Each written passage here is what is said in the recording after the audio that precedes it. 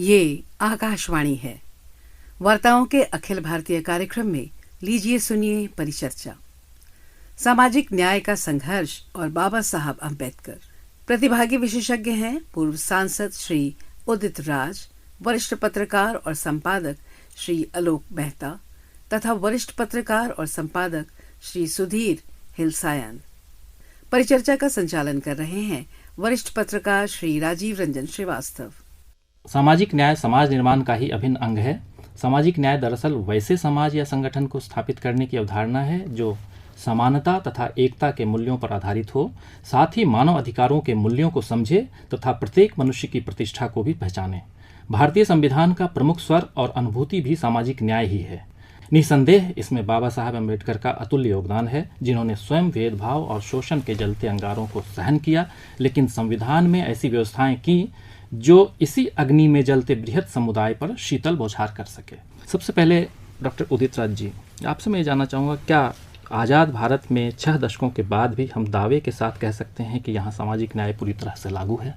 यह तो बिल्कुल नहीं कहा जा सकता है, लेकिन जरूर प्रगति की गई है, लेकिन जितना प्रगति होनी चाहिए नहीं है।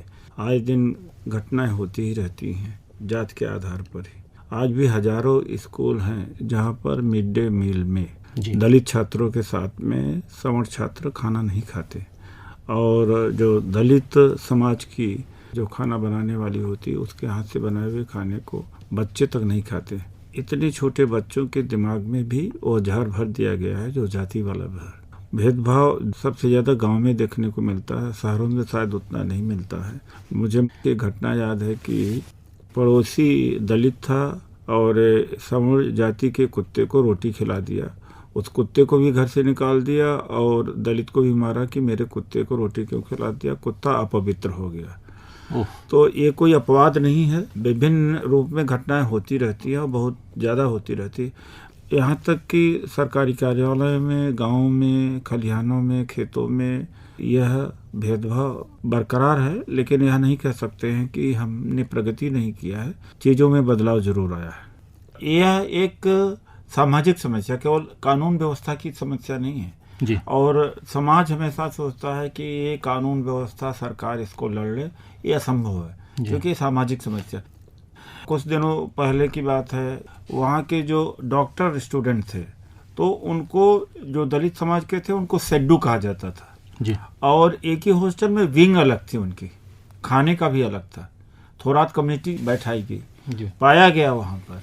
तो इस तरह का प्रताड़ना तो होती है, और जो रिसर्च में जाते हैं उनको गाइड प्रायः देखा जाता है कि उनके थीसिस को देखते नहीं, सुपरवाइज ठीक से नहीं करते। अगर लिख भी दिया ठीक से तो उसका वाइवा ठीक से नहीं होता, जल्दी नहीं होता, सालों सालों तक होता है, और थीसिस को अप्रूव करना बहुत मुश्किल से किया जाता। ये घटना इसलिए हमें सारे पता है कि हमने 1997 में CST कर्मचारियों अधिकारियों का संगठन बनाया और पूरे देश में हमारा संगठन है। तो यह नहीं कि पार्लियामेंट के मेंबर के हैसियत से, बल्कि अनुसूचित जाति जनजाति परिसंघ का राष्ट्रीय अध्यक्ष की हैसियत से मुझे बहुत ज़्यादा एक घटना 10, 15, 20 इससे भी ज़्यादा लोग आते हैं, किस तरह से भेदभाव जगह जगह हो रहा है। जब दलित कहीं पीटता है या उसकी हत्या होती है तब वह खबर सुर्खियों में आती है।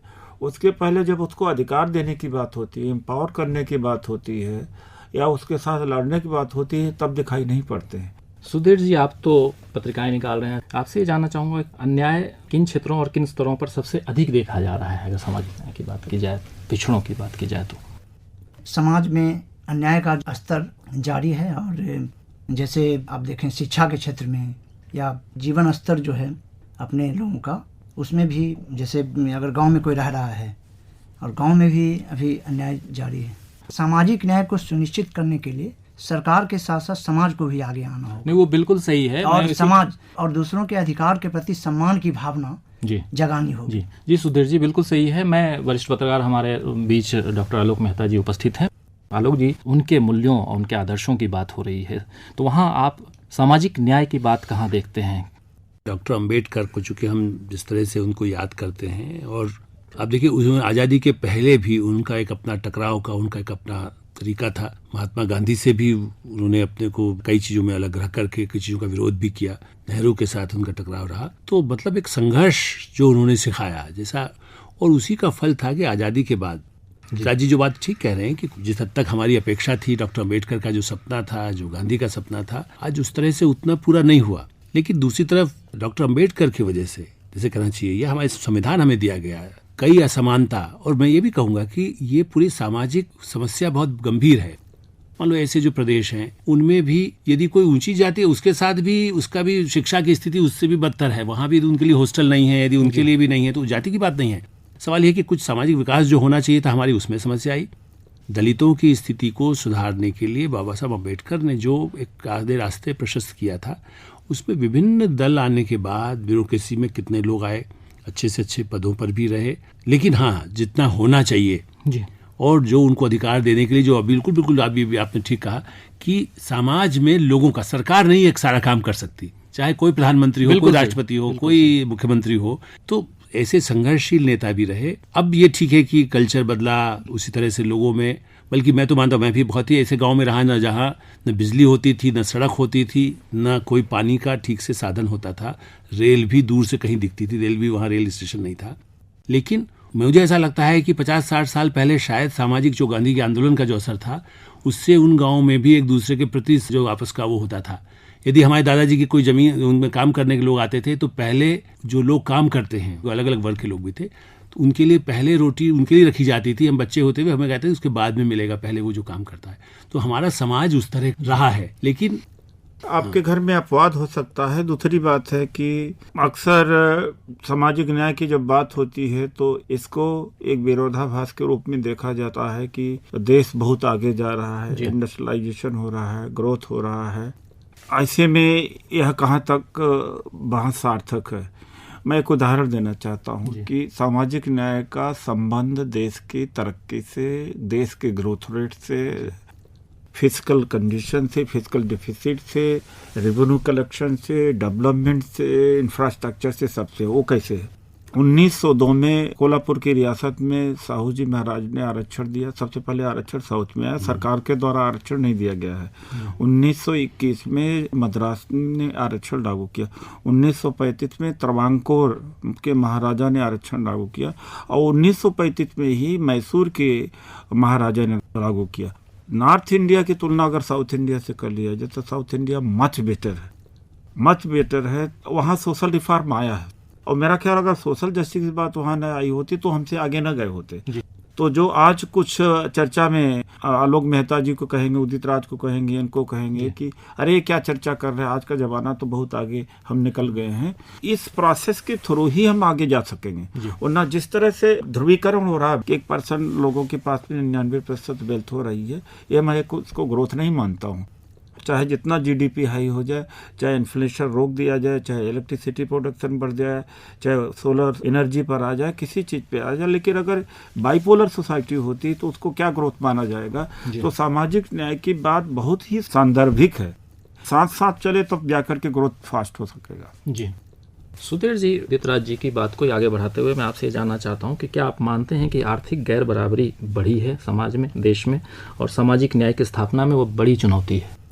बात कहा, वो बहुत सही सवाल पूछा कि सामाजिक न्याय में ये बाधक है जो इस तरह से ध्रुवीकरण हो रहा है, कॉर्पोरेटाइजेशन हो रहा है, जिस तरह इकोनॉमी का जो फ्री इकोनॉमी है, ये है बाधक। जरूरी नहीं कि ग्रोथ हो तो सामाजिक न्याय की बात साथ साथ चले, जरूरी नहीं।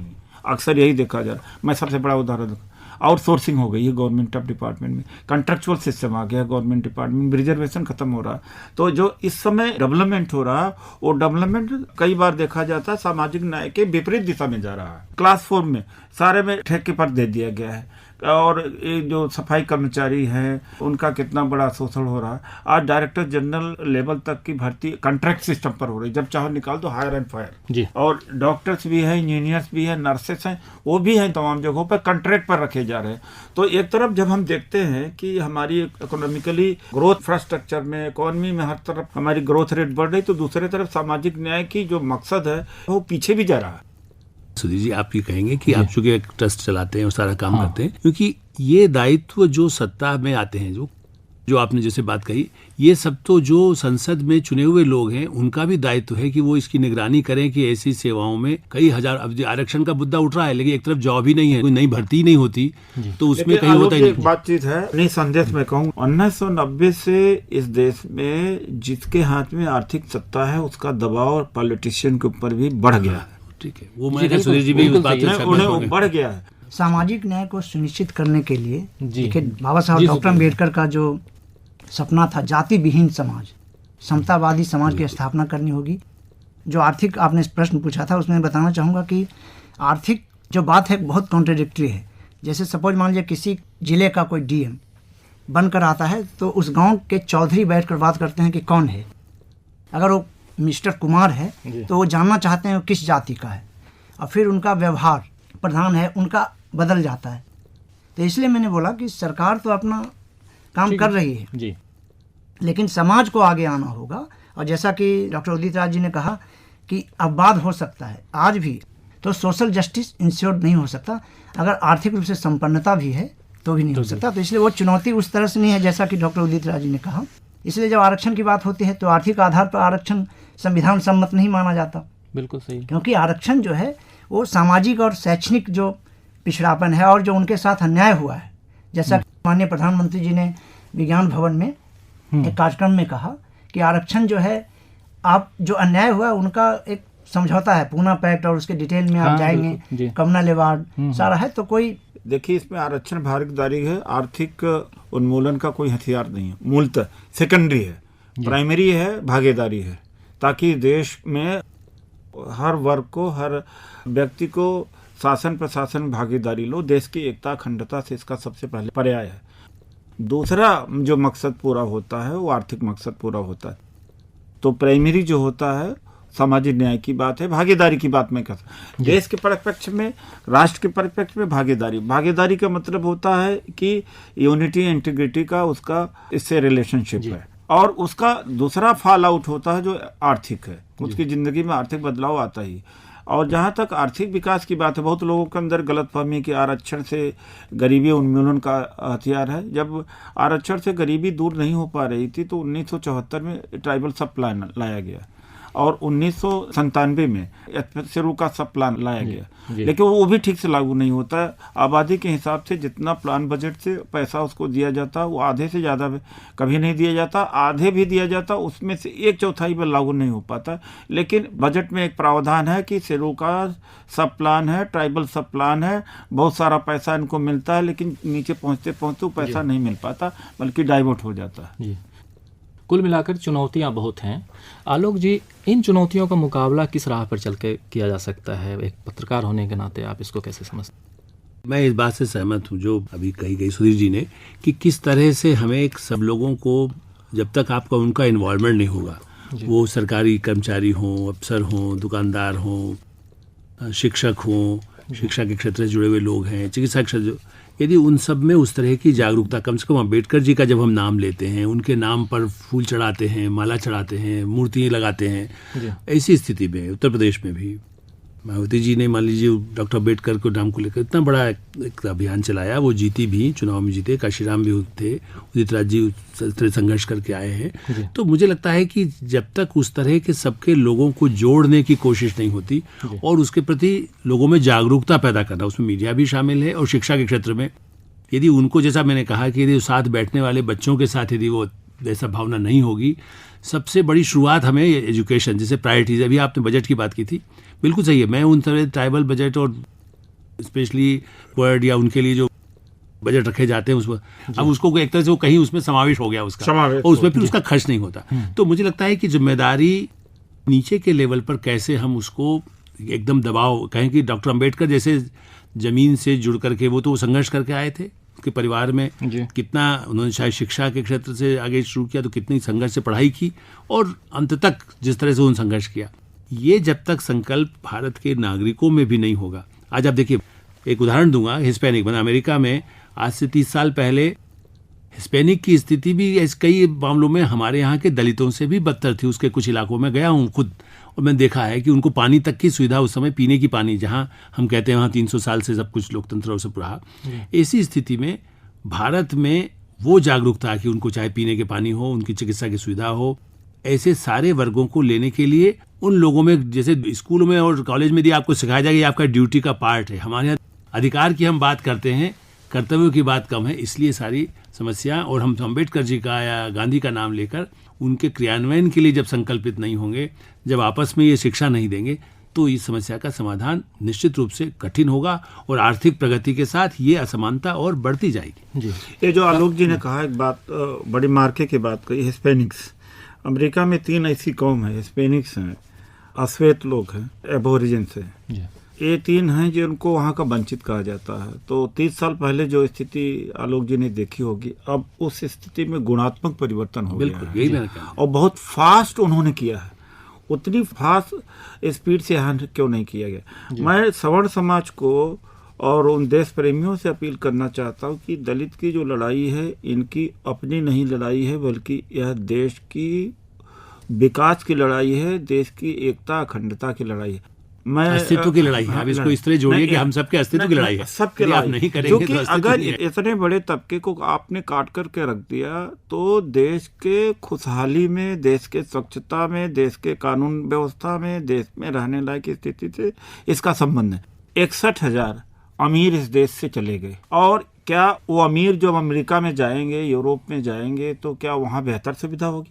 वहाँ ड्राइवर भी नहीं मिलेगा, वहाँ नौकर भी नहीं मिलेगा, वहाँ झाड़ू पोछा करने वाला भी नहीं मिलेगा। फिर भी इंडिया को क्यों छोड़ रहे हैं? इसलिए पैसा तो कमा लिया, लेकिन आराम करने के लिए, फ्रीडम के लिए, एंजॉय करने के लिए, एजुकेशन के लिए माहौल नहीं है। और माहौल तब तक किसी देश में नहीं हो सकता जब तक कि सबको मौका न दे। तो जब सबको मौका नहीं दोगे, तो कुछ लोग देश में पैसा तो कमा लेंगे, और जब कमा लेंगे तब आलोचना करना देश की शुरू करेंगे, अरे इस देश में तो रूल ऑफ लॉ नहीं है, स्वच्छता नहीं है, यहाँ करप्शन है, भ्रष्टाचार है, ट्रैफिक है, पोल्यूशन बहुत है। जब कमा रहे थे तब उनको ये नहीं दिखाई पड़ा, और तब वो चले जाएंगे दूसरे देश में चुप्पे से। जैसे IIT वाले हैं, कुछ तो ये होता है कि देश के प्रति एक नैतिक जिम्मेदारी होती है। जब तक IIT में पढ़ रहे हैं तब तक तो ये समझ लीजिए कि फूले नहीं समाये रहे हैं, वो कहते फिरते रहते कि दुनिया में इससे बड़ा कोई संस्थान नहीं है। अब IIT जैसे पास हो जाते हैं और उनका पैकेज हाई हो जाता, तो कहते इंडिया में रहने लायक स्थिति नहीं है, यहाँ लिविएबल कंडीशन नहीं, विदेश चले जाएंगे, तब आलोचना करेंगे।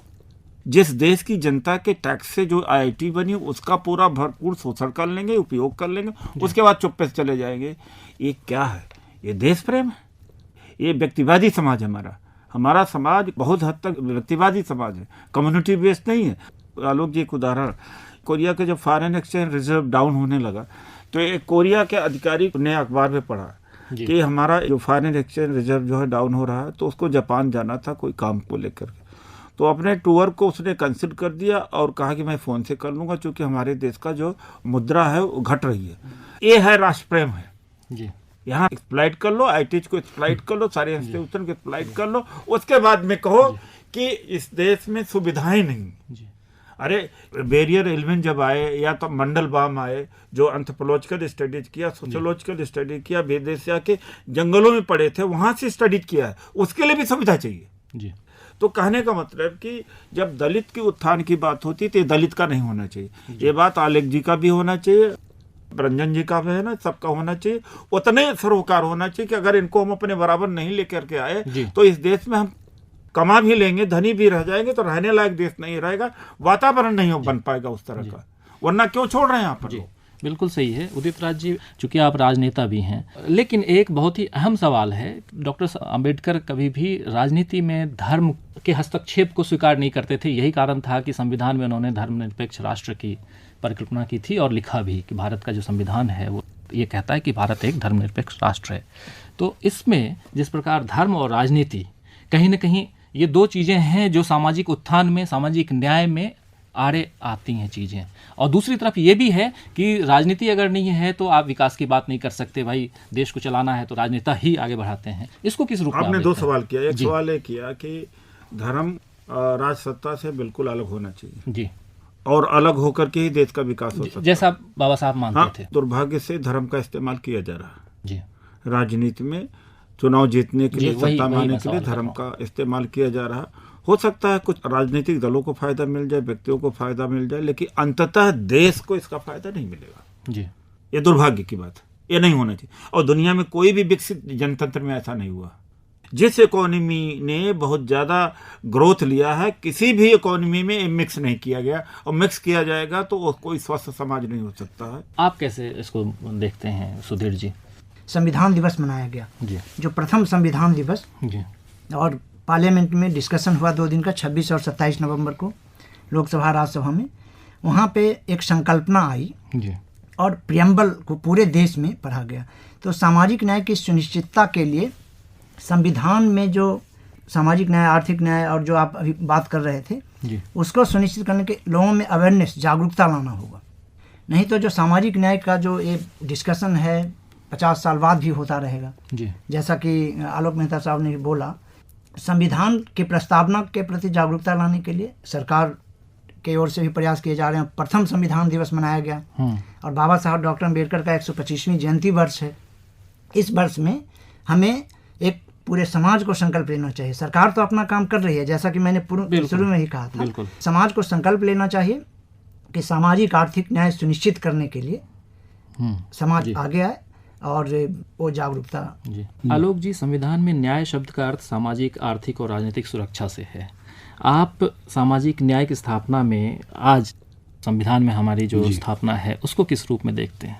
जहाँ पंचायत स्तर से लेकर के न्याय यदि जब तक वहाँ नहीं मिलेगा, जैसे अभी हम कह रहे हैं उनके बिना अस्तित्व तो भारत का नहीं हो सकता है, दलितों को यदि आप साथ में उतना विकास नहीं होता, उसी तरह से संसद पीठ है, सुप्रीम कोर्ट सुप्रीम है, लेकिन पंचायत स्तर पर भी उसका लाभ मिले, जो असली ग्राम स्वराज्य जिसको कहते हैं, और उसमें दलितों की भूमिका महत्वपूर्ण हो, उनकी भागीदारी हो, उसको भी कैसे सुनिश्चित किया जाए। जब हम डॉक्टर अम्बेडकर का इस समय जब याद करते हैं तो उसको सुनिश्चित, देखिए ऐसा नहीं, प्रावधान भी हैं, कई जगह चुने भी जाते हैं, लेकिन उनको किस तरह से उनकी बातें सुनी जाए, उनके हितों को, उनकी सुविधाओं को, उनकी अधिकारों को किस तरह से समाज में मान्यता मिले।